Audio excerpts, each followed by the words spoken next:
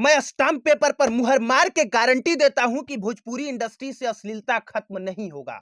क्योंकि जैसे ही कोई गायक अश्लील गाना गाना बंद करेगा, वैसे ही कोई दूसरा गायक आज भर ढील द ढोड़ी जनी छील द आ थाकल बा मिजाज तनी हौ वाला फील द गाना गा के यूट्यूब पर ट्रेंड कर जाएगा। और जैसे ही ट्रेंड करेगा, वैसे ही कोई दो कौड़ी का चिरकुट पत्रकार उसका इंटरव्यू लेने पहुंच जाएगा। तो बताइए सर, अश्लीलता खत्म कैसे होगा? और वैसे भी जब कुमार अभिनव स्टाम्प पेपर पर मुहर मार के गारंटी दे रहा है, तो इस गारंटी को अपने दिमाग के गैलरी में सेव करके रख लीजिए और 10 साल के बाद दोबारा सुन लीजिएगा। अगर हमारी सारी बातें सच नहीं हुई ना, तो इस तरह से बैठ के ब्लैक स्क्रीन पर चिल्ला के पत्रकारिता करना छोड़ दूंगा। और जानते हैं सर, मैं ये बात क्यों कह रहा हूं? क्योंकि आज से 11 महीना पहले एक लड़का भोजपुरी इंडस्ट्री से अश्लीलता खत्म करना चाहता था। और जब खेसारी यादव ने गाना गाया कि चाची की बाची सपनवा में आती है, तो उसी खेसारी यादव को उन्हीं की भाषा में जवाब देने के लिए उसने गाना गा दिया, खेसरिया की बेटी सपनवा में आती है। उस लड़के का नाम था पंकज सिंह। इसके बाद भोजपुरी इंडस्ट्री में कितना बवाल हुआ, 11 महीने पहले का हर लड़का इस बात को बखूबी जानता है। लेकिन मैं पूछना चाहता हूं, इससे भोजपुरी इंडस्ट्री में से अश्लीलता खत्म हुआ क्या? एक 50 साल का आदमी पिछले 5 साल से भोजपुरी इंडस्ट्री से अश्लीलता खत्म करने के लिए कभी खेतों में नंगे पांव जाकर ट्रैक्टर में बज रहा अश्लील गाना बंद करवाता है, कभी स्टेज पर चढ़कर डांसरों का नाच बंद करवा देता है, और कभी अखिलेश कश्यप को पकड़ के उनसे कसम खिलवाता है कि कसम खाओ आज के बाद तुम ऐसा फुहड़ और अश्लील गाना नहीं लिखोगे। मैं पूछना चाहता हूं कि उनके ऐसा करने पर भोजपुरी इंडस्ट्री से अश्लीलता खत्म हुई क्या? उनका नाम है नंद कुमार तिवारी। पिछले 1.5 साल से दो लड़के भोजपुरी इंडस्ट्री के तमाम गायकों की मां बहन कर रहे हैं। खेसारी लाल यादव को मसूरिया और उनके लेखक को कोठा पुत्र बता रहे हैं। मैं पूछना चाहता हूं, उनके ऐसा करने से भोजपुरी इंडस्ट्री से अश्लीलता खत्म हुआ क्या? तो इसका जवाब है कि न हुआ, न हो रहा है और न ही होगा। क्योंकि जिसको अश्लीलता समझ के अश्लील अश्लील अश्लील अश्लील अश्लील अश्लील चिल्लाया जा रहा है, दरअसल वो अश्लील है ही नहीं।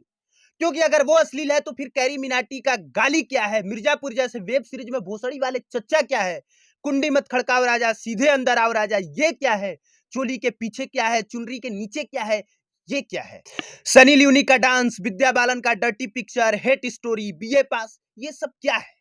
क्या ऐसा है कि सारी इंडस्ट्री एकदम साफ सुथरी दूध की धुली है और भोजपुरी इंडस्ट्री ही सबसे अश्लील है? या फिर यह है कि सारी इंडस्ट्री के लोग एकदम निकम्मे हैं और भोजपुरी इंडस्ट्री के लोग इतने अच्छे हैं कि वो अपनी इंडस्ट्री से अश्लीलता का सफाया करना चाहते हैं? तो फिर बताइए, इन सारी चीजों पर विवाद होता है क्या? ऐसी फिल्मों और ऐसी हीरोइनों को कोई गरियाता है क्या? नहीं ना। जानते हैं क्यों?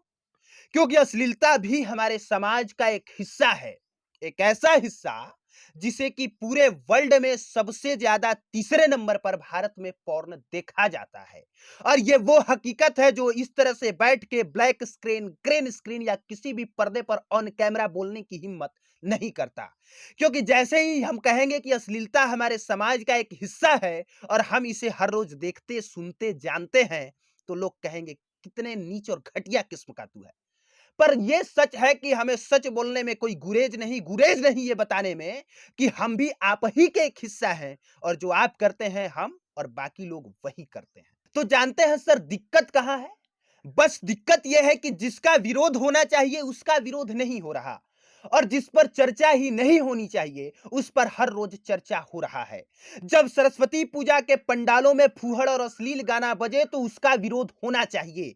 जब सार्वजनिक मंचों पर इस तरह से कोई गायक अश्लील गाना गाए, हिरान बबुआन और टोला टोली पांडे जी का बेटा चूमा चिपक फलाना ढिमकाना करे, तो उसका विरोध होना चाहिए। और वो विरोध करने की कोई हिम्मत नहीं करता, उल्टा ऐसे गायकों को लाखों रुपया में बुला के खुलेआम सरेआम सबके सामने ऐसे गानों पर थिरकाता है और उसके साथ वो भी डांस परफॉर्म करता है। ऐसे गानों का सार्वजनिक मंचों और सार्वजनिक स्थानों से बहिष्कार होना चाहिए। और जिस दिन ये काम हो गया ना, उस दिन आप समझ लीजिए कि भोजपुरी से अश्लीलता 1 सेकंड में खत्म हो जाएगी। क्योंकि हर गायक YouTube से उतना नहीं कमाता जितना स्टेज प्रोग्राम से कमाता है।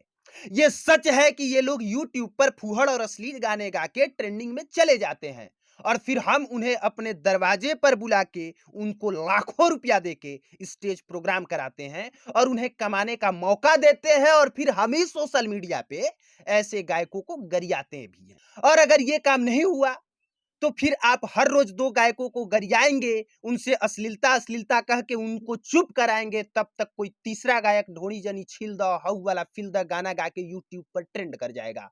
और इसी तरह से अश्लीलता का बाज़ार फलता-फूलता रहेगा। आप अश्लीलता विरोध करने की नौटंकी करते रहेंगे, अश्लील गायक पैदा होते रहेंगे, यूट्यूब पर ट्रेंड करते रहेंगे और इसी तरह से ये बाज़ार फलता-फूलता रहेगा। और इसीलिए हमने जो शुरू में कहा है कि 10 साल के बाद फिर दोबारा रिकॉर्डिंग सुन लीजिएगा, वो रिकॉर्डिंग सुन के हमको धन्यवाद देते रहिएगा।